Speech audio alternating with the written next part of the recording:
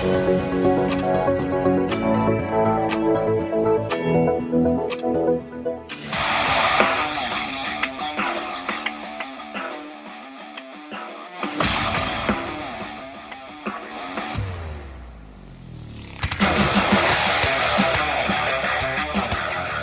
now from our sponsors. Hi, this is Gail Rubenstein, the founder and CEO of Retail Resilient.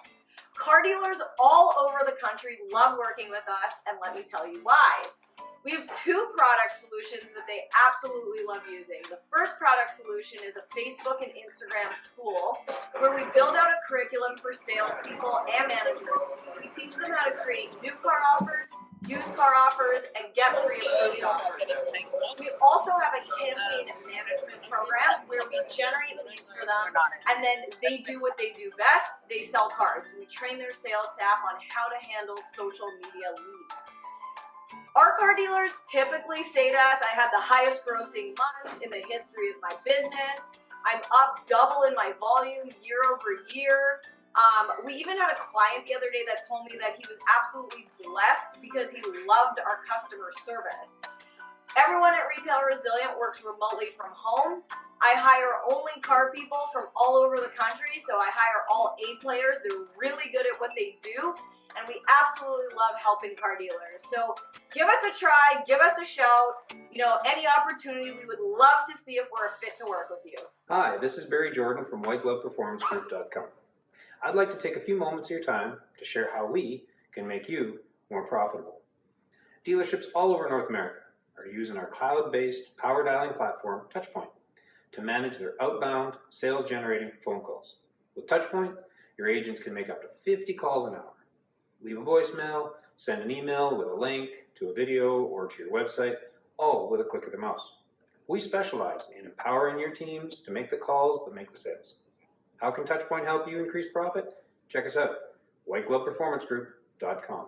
Hi everyone, I'm John Latka from Automotive Business Solutions, where we help dealerships build more productive and proactive by-appointment sales cultures through our Performance Management Partnership Program. So, if you want to increase your sales volume by 2 to 3 sales per month per salesperson, call our toll-free number, 877-708-8484 for a free consultation. Thanks, John. Thanks, everyone else, too. Thanks to all the sponsors, Barry and Gail. A couple books, Car Science, Car Collecting, and Cool Cars. Go ahead, Jeff. Good morning, everybody. Thank you for joining us. Those of you who watch us know that we cover with our butts with our disclaimers. The views and viewpoints of our guests are those of them and not necessarily those of us, although we sometimes, most of the time, agree with them. So thank you for joining us. And now it's time for the Summer Classic Show. Take it away, Jeff. Thank you. Welcome to the Summer Classic Show. We have a really great group of people joining us today, and I see all their smiling voices. Hi there, Hillary, who's just come up on the screen. We'll introduce her. She's the owner-operator of Ink and Iron Auto, the all-female auto body in Oakville, Ontario. In other words, just west of the center of the universe. And Hillary, to introduce and tell us about herself and her business. Take a moment, please go ahead. So my name is Hillary. I own a business, like you mentioned, in Oakville called Ink and Iron. It is an all-female business, and we specialize in restoration and custom work. Wow. Perfect. We actually asked the question before you joined us, Kathy did, about if you just worked on classics or everything. So it's great that you don't work on that boring stuff. So thank you for joining us. Next, we have David Senator, the Executive Director of the New York City Auto Museum in Toronto, Ontario, temporarily before he goes back to New York and the government lets him in, one of the governments. David, tell us about your deep connection to the classic car world. Well, in 2016, we decided to develop a program to engage the state of New York and the city of Manhattan to create a landmark cultural institution that is a purveyor of history and culture and the future of mobility. Wow, cool. Perfect. Thank you very much. Again, we appreciate you joining us, a new person to the AutoHub show. Next, we have actually a repeat guest, Kathy Droz. I hope I got that right, Kathy. It's good. Who's an automotive author, speaker, and automotive expert in a very cold place, Phoenix, Arizona. And she also gets the pleasure of reviewing tons of cars, 600 to date, I think she said. Kathy, tell us a bit more about yourself, and thank you for joining us. Well, thank you. I've turned out to be an advocate for the female buyer when they go into an auto dealership, and I'm also an advocate for dealers so that they know how to, how to have all of these women purchase vehicles from them. Since women do influence and purchase more, I train the sales staff and managers on how to increase sales from women. And then my book teaches women how to negotiate and how to purchase a vehicle and a win-win situation. So my goal is to improve the automotive industry on the dealer level for sure. Perfect. Thank you so much. Well, I got to tell you from personal experience, I've always lost in negotiations with women, so I don't think you need to teach them anything more. Okay, good. Next, we have Jean Charpentier with a lovely Quebecois last name from Seattle, who's the director of marketing and social media from a very cool place, the Cadillac V Club in Seattle. Again, John, please fill us in yourself, and thank you so much for taking the time to be with us. Thank you, and good morning, all. As you've heard, my name is John Charpentier. I'm located here in the Seattle, Washington area, Pacific Northwest. The Cadillac V Club is something that's been around since 2013, and we're very excited. This month, actually, we're starting to build these brand new Cadillac V Series Blackwing models, which come standard with a 6-speed manual. So I'm looking forward to talking to you more about Cadillac Blackwings, but I'm happy to be here and look forward to sharing more information about the Cadillac V Club.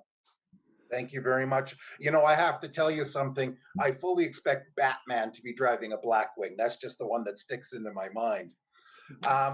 Next, we have Marco Mantenuto joining us from Toronto. He's a member of the R Club and also a sales guru with Mercedes-Benz in Toronto. Marco, thanks for joining us again, and please say hello to everybody. Hello, everyone. My name is Marco. I work out of Toronto, and I am what you would call an autoholic. So I love cars inside out. I collect them, and my girlfriend is just as addicted as I am. She's a professional co-driver for rallies, so we get to travel the world and do some pretty cool things sometimes. So. Very, very cool. I see your post and you got some pretty cool, funky little cars there, or bigger ones too. And last but not least, joining us from some unnamed little town in Illinois, but from Los Angeles, California, is Stephen Newbell. Hopefully I've got that right, Stephen, who's the co-founder and COO of Roadster. Stephen, take a moment, introduce yourself. And by the way, I'm glad you made it. You made it because you weren't going to make it. So thank you. Yep. No, thanks very much for having me.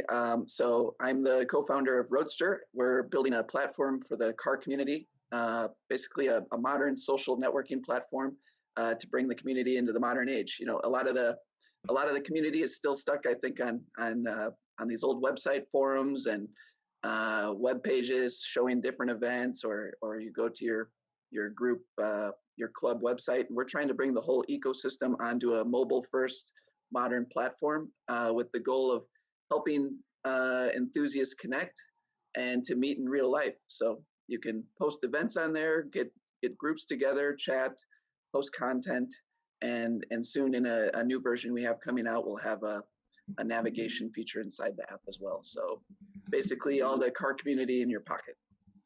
Very cool. Thank you. Well, I have to say this show is going to be a little different than our normal shows because we normally, Ian and I ask questions, and we're just going to ask a question to start it with all these great people. It's going to roll. So Ian, take it away, please. Yeah, I mean, obviously the show topic is, thanks Jeff, is summer classic cars.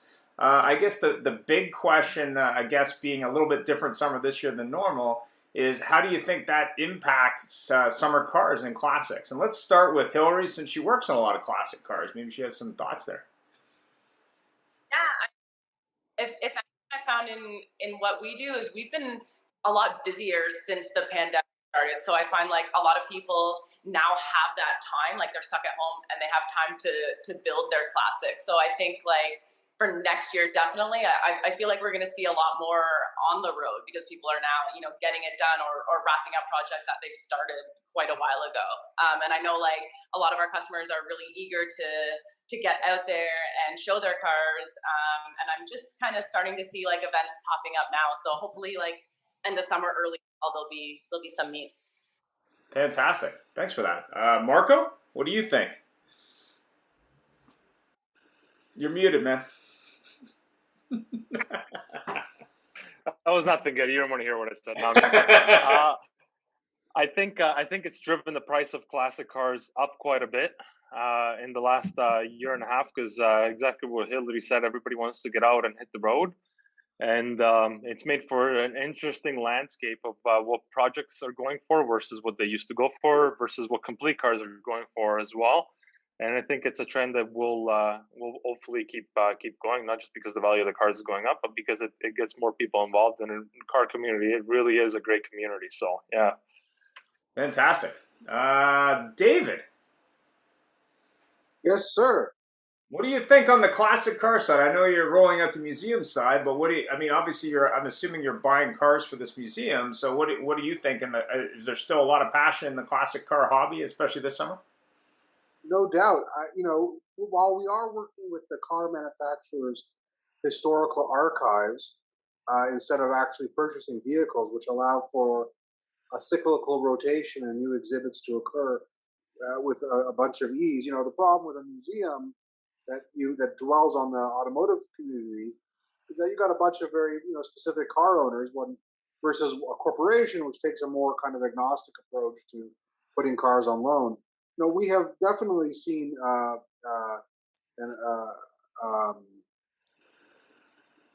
increase in automotive activity within the classic car space, whether it is through meetups, online or off.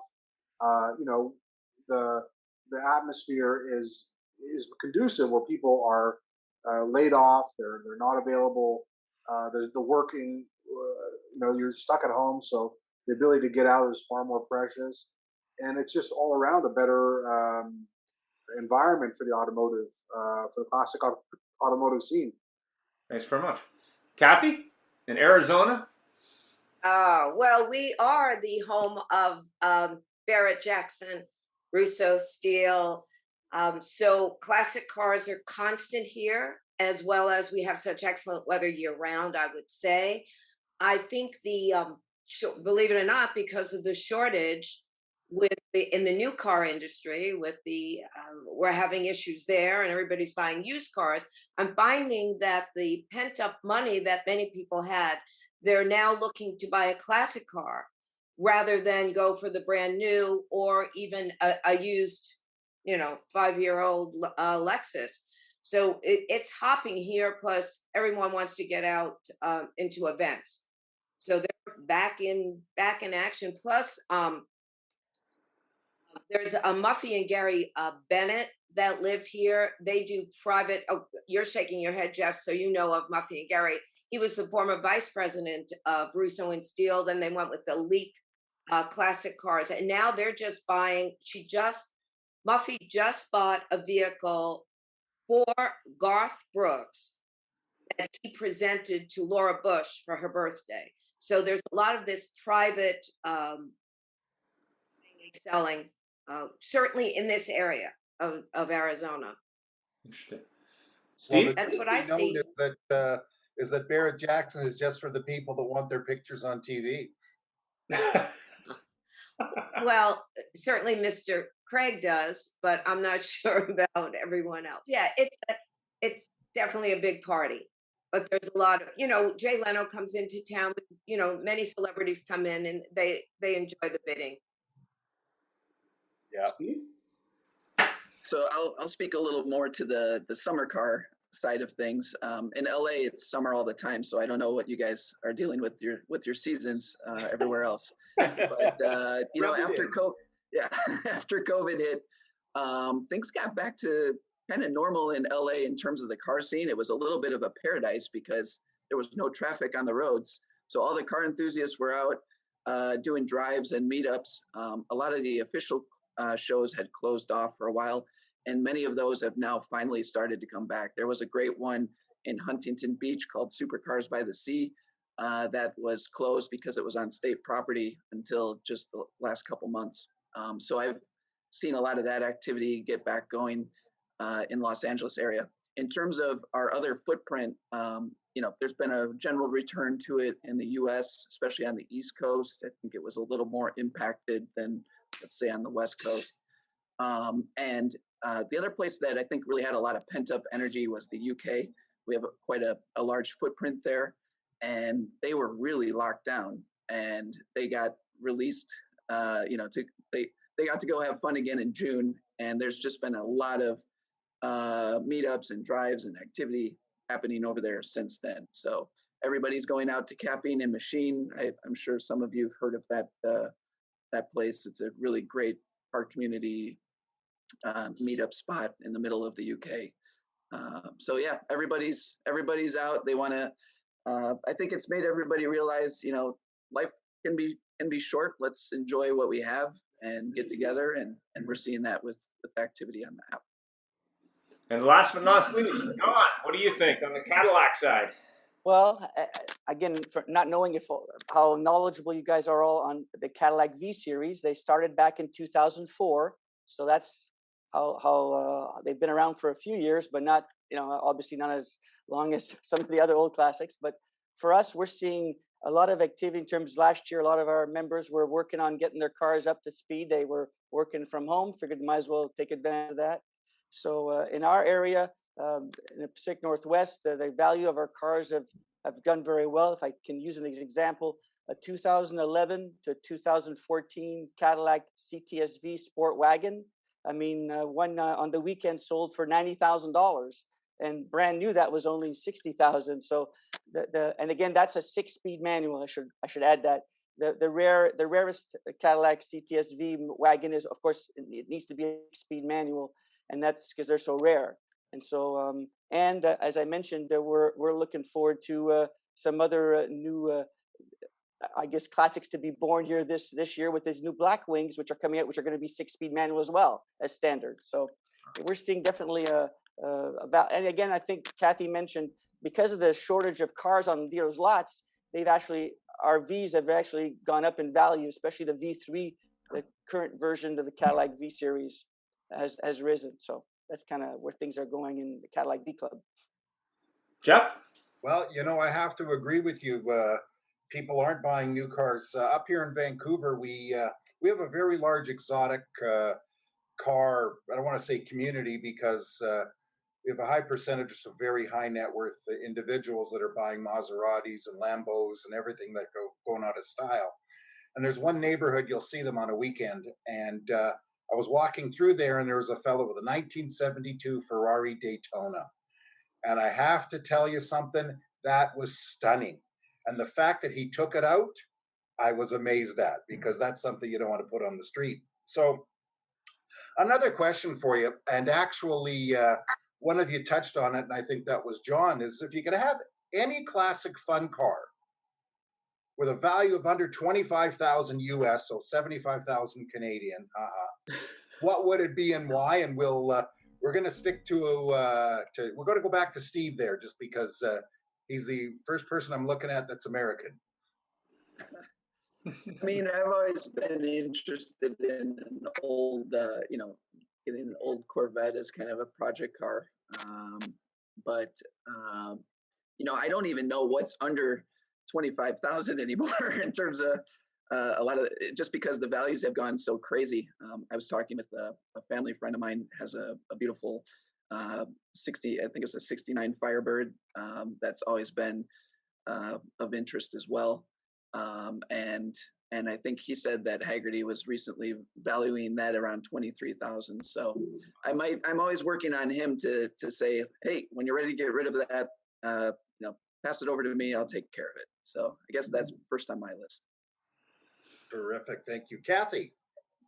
Well, since classic cars, I understand, are very emotional, I would probably look for a 68 Mustang. That was my first purchase as a driver. I would probably look for a 67, 68 Mustang, and then I would have to hire Hillary to probably fix it up because I don't know if it would be under 25,000.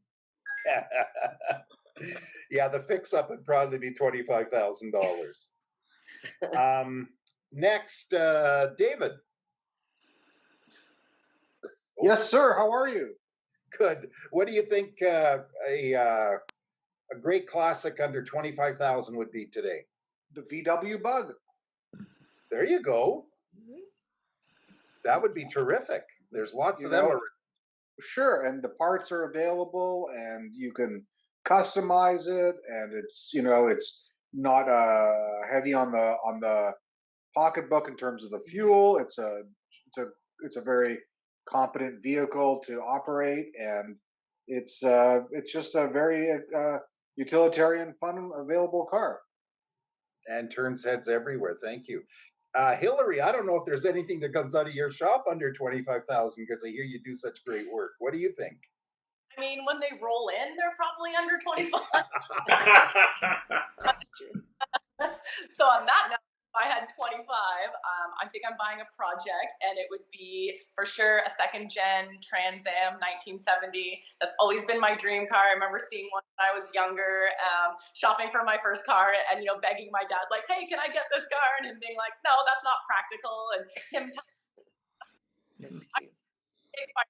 my parents told me no, so we kind of have this like running joke. So one day I'll find one and restore it. Well, there's a TV show on Netflix called Rust Valley Restorers. Yeah. And he's out in Merritt, BC, which actually, even though they get some winter, it's pretty dry there. And when you watch that, you think for $7,000, you can take a junker and make it nice and roll it out the door, So, John, how about your opinion? And I know it'll be a Cadillac, but. Yes, I guess I'd have to go with it. Again, I'm going to give a range: a 2010 to 2014 Cadillac CTS-V. Talk about a daily driver, a summer car, a winter car. It can do it all. It has 556 horsepower, so it's got some performance. It's got some nice interior. It's a practical car. I would try and find a low mileage 2010, 2014 CTS-V, and that's what I'd recommend. That's what I'd want to go. And that's my first CTS-V was a 2010, so I think that would be a good car to have as a all-around car. Fun Perfect. car. And I know Marco's going to say, what about a 1968 Bug-Eye Sprite or something? Marco, what did you just pick up? Oh, geez, the Sprite is gone. That was in 1960. I just got rid of my 66 Mustang. My favorite car, the one that I'm having a hard time part with, is a recent classic. It's my 2000 Honda S2000 supercharged. So that car's got about 500 horsepower, and it's a monster. and it's got air conditioning, so that's always a bonus in a classic car. So there's no way that car is $25,000. It was not anymore. Definitely not anymore. It's a lot more now. Supercharged too. That's pretty wild. Yeah, but if I had to, if we're talking about a cheaper car, the one that put the biggest smile on my face was my 1981 RX-7. Wow. Yeah. Yeah. That was a blast. Did you see the video, Jeff? There's a guy that had old Datsun 240 put a V8 in it. It's on the Jay Leno thing. It's pretty interesting. Yeah. He didn't do it all that well, but it was definitely interesting. So what new cars do you think will become classic? Obviously, there's been a lot of controversy over Elon Musk's Cybertruck, which I think the Automotive Journal said it's a car that you may like or dislike, but you can't forget. But what new cars do you think are really going to become classic? Let's start with Hillary this time. You know what? I've definitely seen a huge increase in trucks. Like, I can remember when I opened my shop about 7 years ago, like, no one was doing trucks. Now it's like we just can't get away from them, right? It's like one right after the other. And I'm definitely like seeing an upswing in the C10s, probably like the 84, 85, kind of like the square body trucks. Like, we've done a couple of those, and I've seen their value go up, and those seem to be really, really hot, but definitely trucks. Well, there's a car museum in Calgary, if you're ever in Calgary, and the collector who donated most of the collection, he started restoring trucks because he figured out it was cheaper to do that than cars. So most of the cars in the collection probably because it's in Alberta, but they're trucks, and it's kind of interesting. Kathy? Well, I'm not a connoisseur like all of you, but I'm thinking that the 2021 Mustang Mach, the electric, that might at some point be a collector's car. Not my favorite, only because the infrastructure here, when I test drove it, Arizona's infrastructure is terrible. So, getting 300 miles, Steve, you would know probably more about this, was difficult. But I think that it is a vehicle that will make that be that classic car people will want, I don't know, how many years from now. Well, have you seen the Cobra electrics they're converting now? Pretty interesting in the UK. 130,000 British pounds. Ish. Okay. Anyway, Marco, go ahead. Anything with a big old V8, because those guys are going to be extinct soon, unfortunately. So anything with a big old V8, I think, is going to demand some decent coin. The 4-cylinders are great. You can get 400 horsepower of a factory 4-cylinder from our lineup at Mercedes, but it just doesn't have that rumble. You know what I mean? It's just and anybody who's in tune with their cars is gonna want usually something like a full connection, like the V8 gives you. And that's why the Cadillacs, the Blackwing that's about to be released, that's going to be, I think, sought after. And our C63s are eventually going to disappear. Anything from our 63 lineup is eventually going to disappear. And I think those are demanding good prices, much like the V12s and V10s. They're starting to demand some crazy prices. So interesting. Steve? So this is kind of cheating, but I really think I have a 2016 Porsche Boxster Spider, and it's a very limited run car. It's there's only about 900 of those in North America. It's naturally aspirated. They're all manuals, and it's just such a enthusiast car. I didn't know a lot about it actually when I got it, but it has just exceeded my expectations on all levels. And I think it's just such a well-balanced and it's the convertible experience. It's everything you want in a car to have fun and to drive and perform. And so I'm really looking forward. I'm trying to treat it, it's hard to not drive it too much. I just did a road trip out from LA to here. So I put too many miles on it, but I really think that's going to be, a great long-term vehicle to own. And just anything from Ferrari that is naturally aspirated, the last of the line. Those are going to be the things that retain and become classics, and the things that everybody wants. So the big question is, though, did you do Route 66? I did not. I didn't have that much time, but I was mainly bombing around on I-80. So I think I made it through Nebraska in record time. Let's put it that way. Steve, is that the Porsche Boxster with the manual roof? Yes, it's the one with the ridiculous buttons that you got to press to, put it down and everything. Yep. So I can do it in under 15 seconds if I'm running around the car. Wow, because the onboarding at a Porsche dealership when I started at Porsche was to take the roof down on a Spider. It's like, if you can figure this out, you're done. You're good. That's the interview process, right? Yep. John? Well, I want to thank Marco for helping me out there, but I strongly believe that the 2022 Cadillac CT5V Blackwing, supercharged V8, 6.2-liter V8 with 668 horsepower, 6-speed manual standard, optional 10-speed automatic. That's going to be hard to not include on that list. I think that's going to be a collector for absolutely. So that's the one everyone's waiting to get their deliveries of these cars. They started building them. This month, so you'll be seeing a lot more of them here in the next few weeks. So we're pretty pumped about that vehicle, obviously. And again, we want to take away from our C4V Blackwing. It has a twin turbo V6 with 472 horsepower. So And the big story about that car at VIR, it beat a BMW M5 competition at the track with a faster time.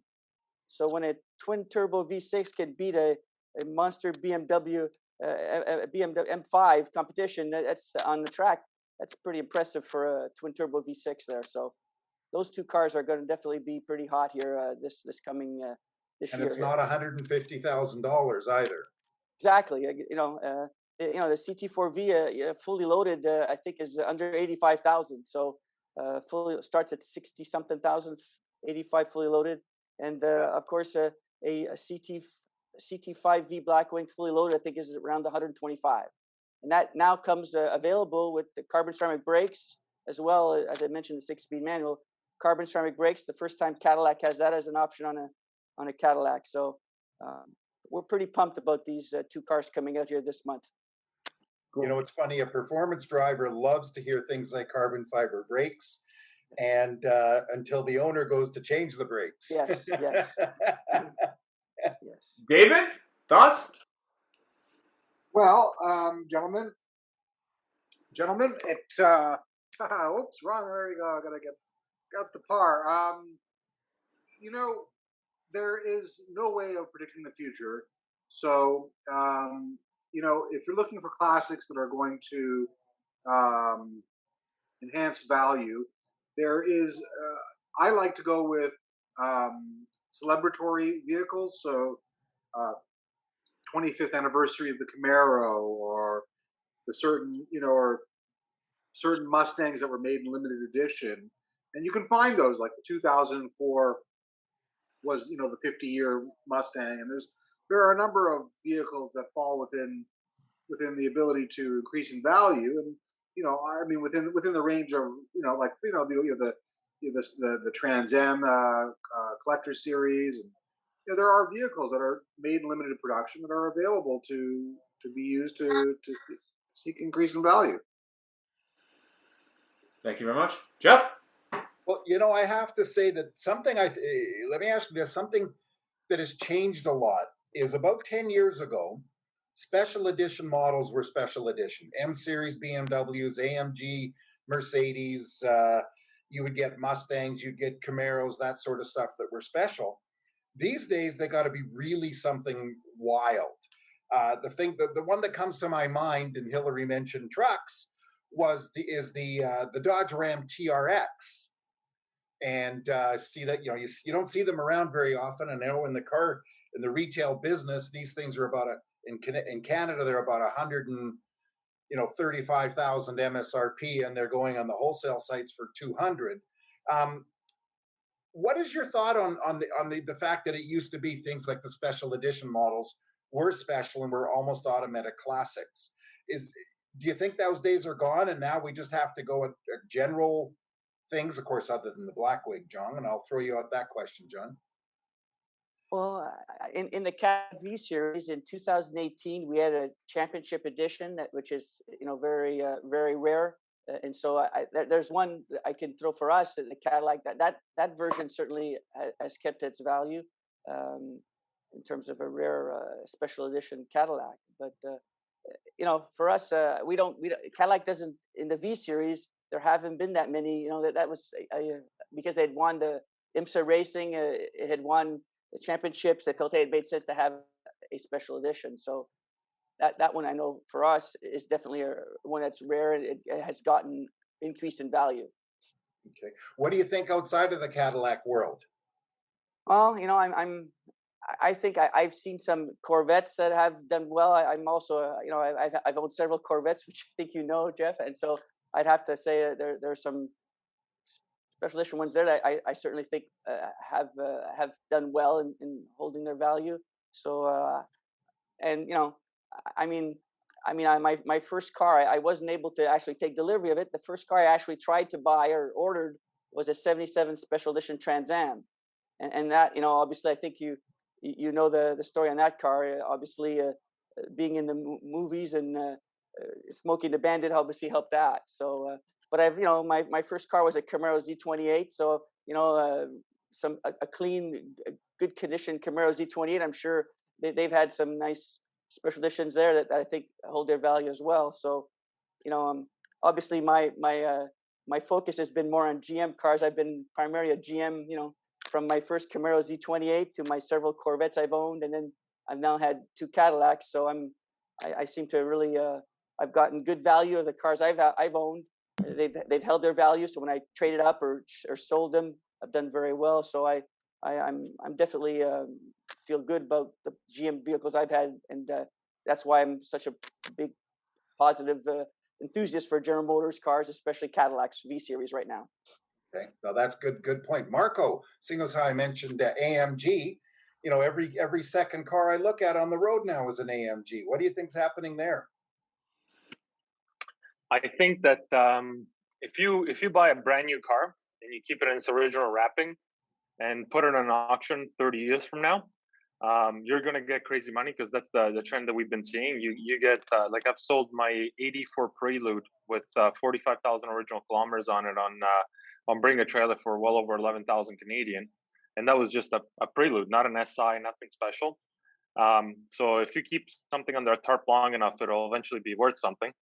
But if I had to focus non-special car production cars that are going to be worth something one day, they've already started climbing. It's the GT350s. So those are special cars. In regards to the truck, I know you brought up the Dodge. I have a love-hate relationship with Dodge, because they seem to go up in value and then all of a sudden they just dump. And the reason why I have a love-hate relationship is because one of my favorite trucks ever is the SRT10 that they produced a while back with the massive gear shifter and the Viper V10 in it. And those don't seem to have gone up in price as much as other things on the market. So it bugs me, even though I've never owned one, I probably never will. It bothers me that they haven't gone up in value. Yeah, well, when you got 600 pounds of torque going to the back end of a short little pickup truck, that's a bit of a beast. So Kathy, same thing for you, but I have a question for you.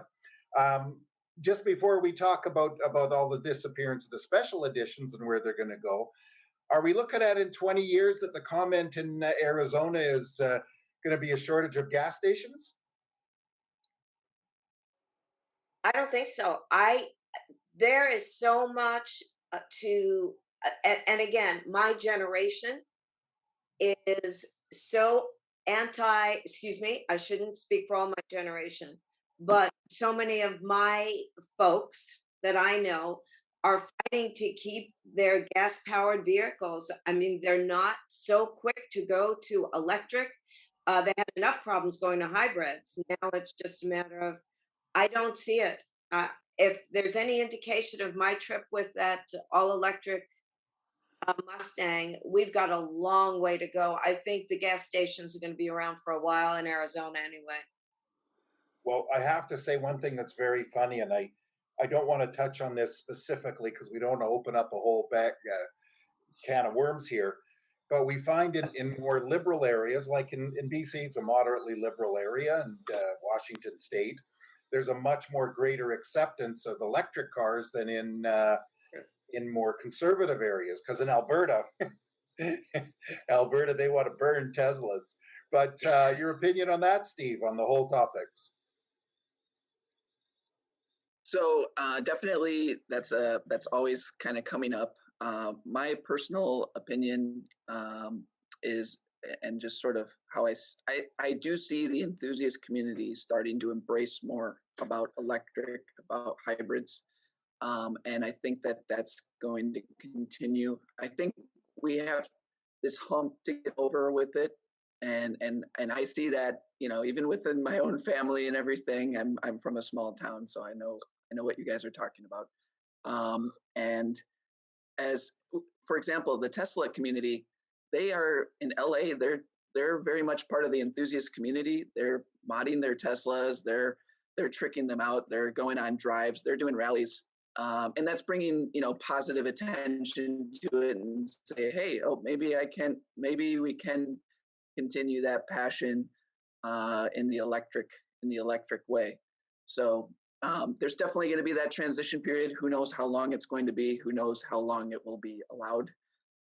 I do sort of, see a future where maybe those gas vehicles are going to be something that you're driving more on just on the weekends, more at the track, or on side roads or things like that. But who knows? I'd love to see a world where they can live together. But yeah, I think we'll see where that ends up.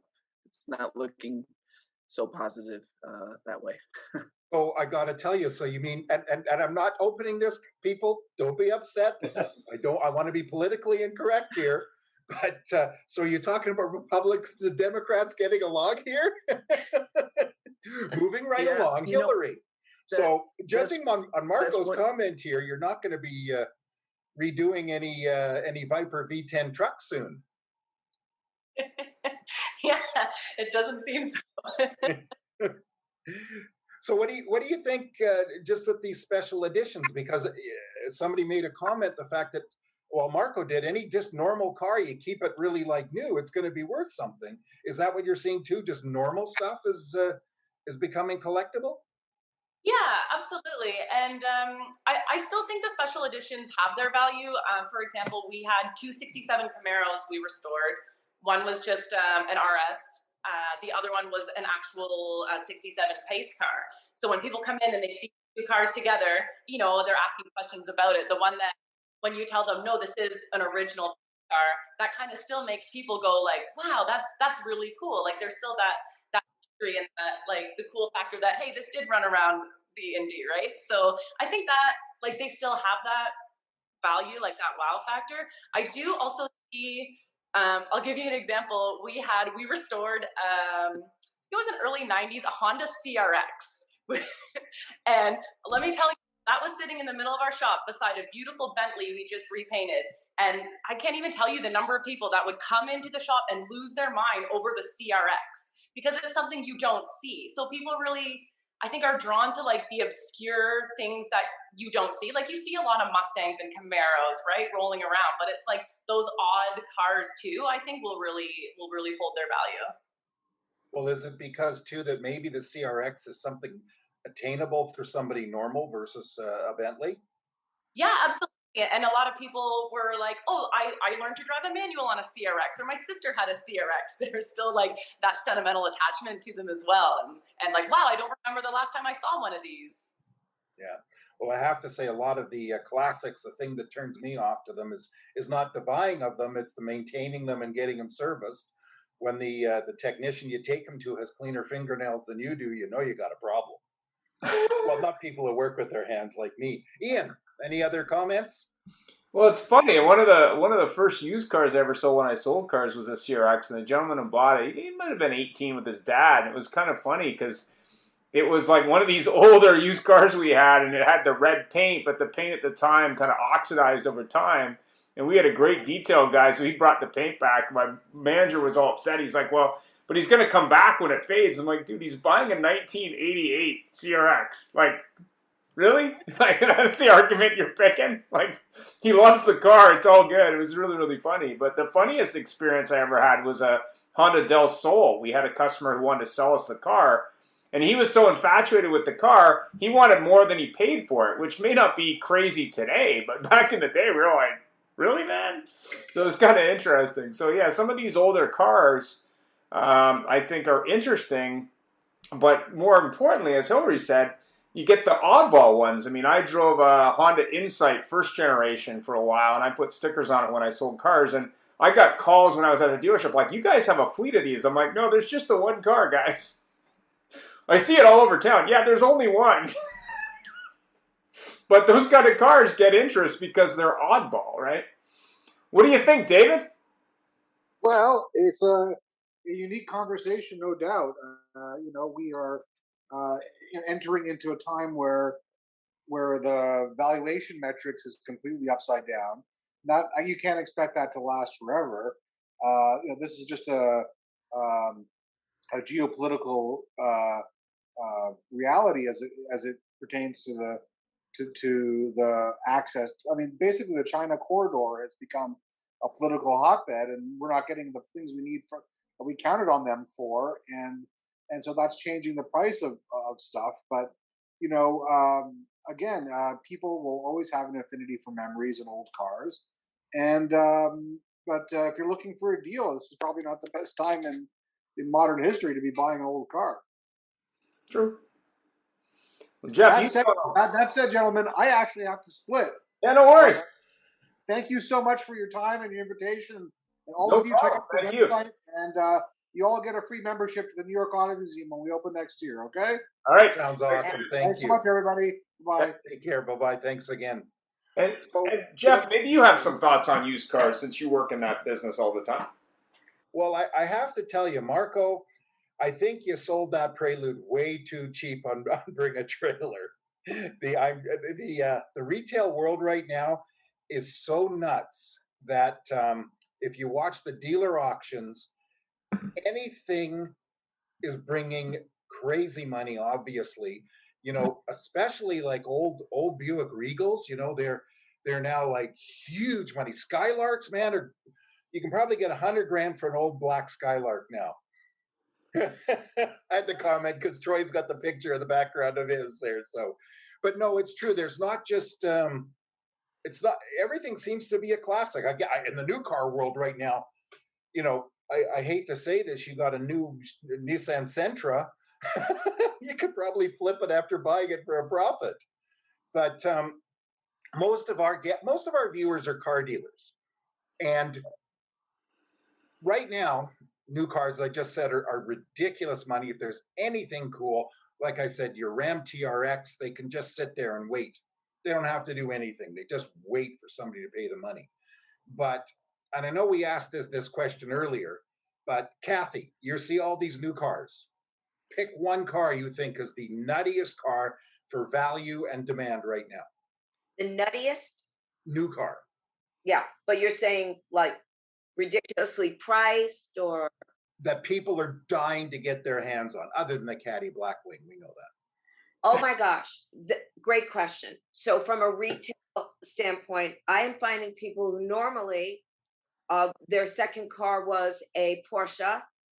Now they are looking at the Telluride and the Palisades. Those SUVs are in demand.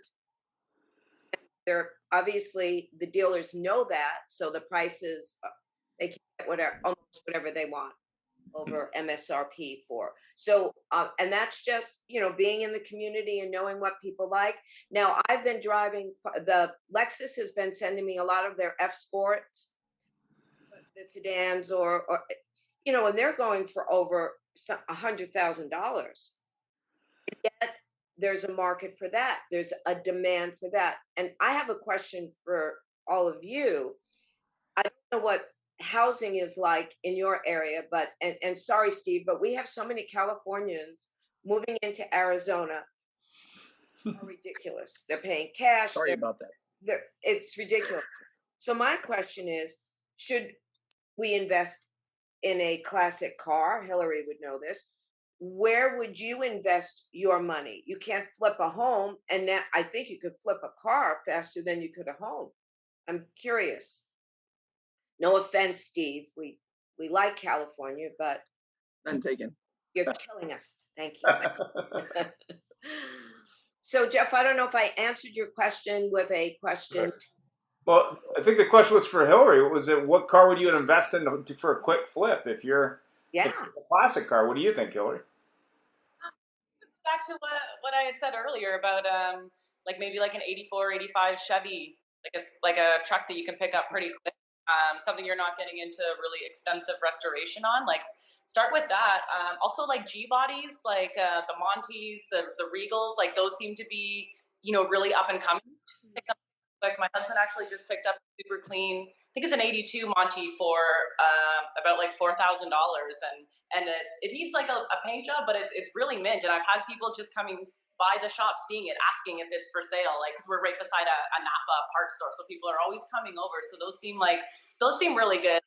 Like if I were to get into car flipping, I would start with something that took minimal upfront and minimal like work to begin with, right? And then like roll that money back into it and start doing like bigger and bigger projects. I've had customers who have found like a 68 Mustang and they're like, wow, this is going to be a great flip, but I found the car for like $2,000. And then once we sandblast it and you uncover, like years and years of bad repair work, by the time you're all said and done, you've put a lot of money into that. I would start with something that doesn't necessarily need extensive restoration and, you know, build that. And yeah, I live in Toronto. I think the average price of a house here is like $1.2 million. So I could flip like 100 classic cars and just live in them because I can't afford a house. You can sleep in a car. You can't drive a house. Well, you know, Kathy, I have to tell you about the Phoenix thing because everybody I ever talk to says real estate is cheap in Phoenix, and where something's expensive for you, it's a bargain to somebody out of LA or San Francisco. It's like they can't believe it's that cheap. But final comments from our guests. We try to finish on the hour because everybody's busy. I will turn that to John, who's been sitting there quietly. Well, thank you for having me on your show. I just want to make sure I let people know about the Cadillac V Club. Go to our website, CadillacVClub.com. Learn more about the club. We get involved in autocross, drag racing, road course, and just scenic drives. So no matter what type of V owner you are, V Series owner, if you just like to just drive on nice scenic roads, we have events for that. So we have sponsors that help us with a club. Obviously, you know, I'm a volunteer. I'm a retired car enthusiast who volunteers as a director of marketing. So we appreciate all our sponsors and partners, or preferred partners. So we have all that information listed on our website. But again, and we, you know, what we're finding is that being part of the Cadillac V Club has helped our dealers, our local dealers. So they see the value in hey, maybe we should become a platinum sponsor of the Cadillac V Club. It'll help us sell more Cadillacs and more Vs. So Sewell Cadillac is our founding partner out of Texas. I mean, in case you didn't know, the Cadillac V Club started in Texas back in 2013. We have over 400 members today and expect by the end of the year to have close to 900 members in the V Club nationwide here in the U.S. So we've got chapters all over the U.S. Obviously, Texas, we have 4 chapters. We have a chapter in Seattle, a couple of chapters in California, of course, a Detroit chapter where our head office is. Again, all this information is on our website. And please feel free to check it out. And thank you for having me here today. Thank you. Thank you. I have to say, after connecting with you, I'm going to watch for the next event when I can finally go there.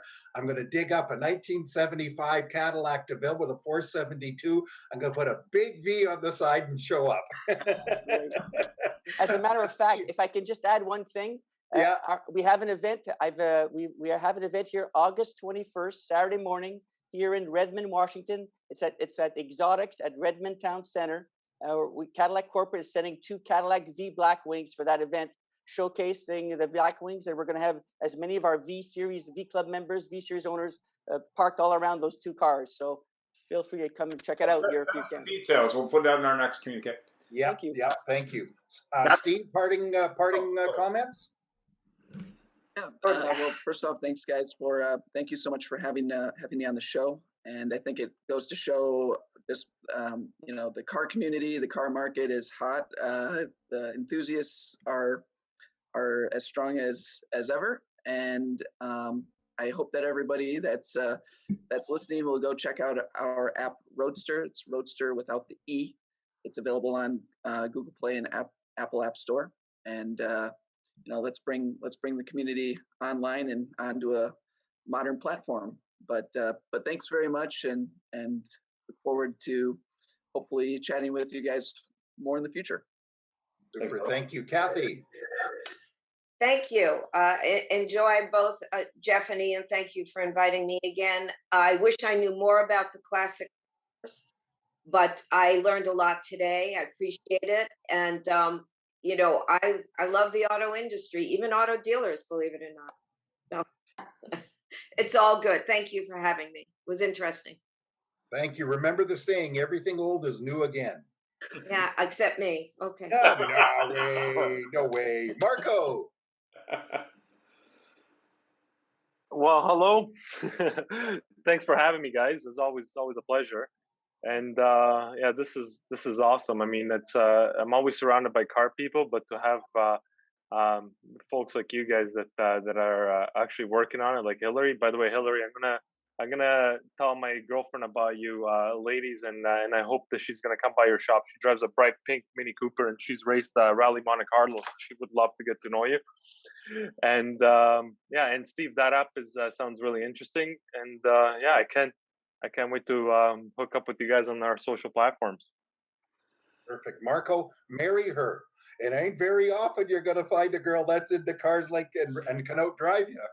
Whoa, am I in trouble with somebody? Hillary, now you don't like me, but parting comment? Yes, Marco, definitely. You guys should come out and check out the shop. And she already sounds like she's going to be one of my best friends already. So that's awesome. And yeah, thank you guys so much. It was a lot of fun. I really enjoyed hearing different people's perspectives from different sides of the industry. That's always really interesting to me. And anyone is on Instagram, you can find my shop there, Ink and Iron Auto. I'm also on LinkedIn, Hillary Nowak. I would love to connect with you guys and just keep the conversation going. So I hope everyone has a fantastic day. And I'm going to get back to block sanding a 66 Cadillac. Oh, there you go. Cool. I don't know if I've left anybody out, but thank you all for joining us. And please check us out. This will all be on podcast, on YouTube, on AutoHubShow.com. We're on Apple. We're on Spotify. We're on who knows what. Ian, I'll leave it to you to close off.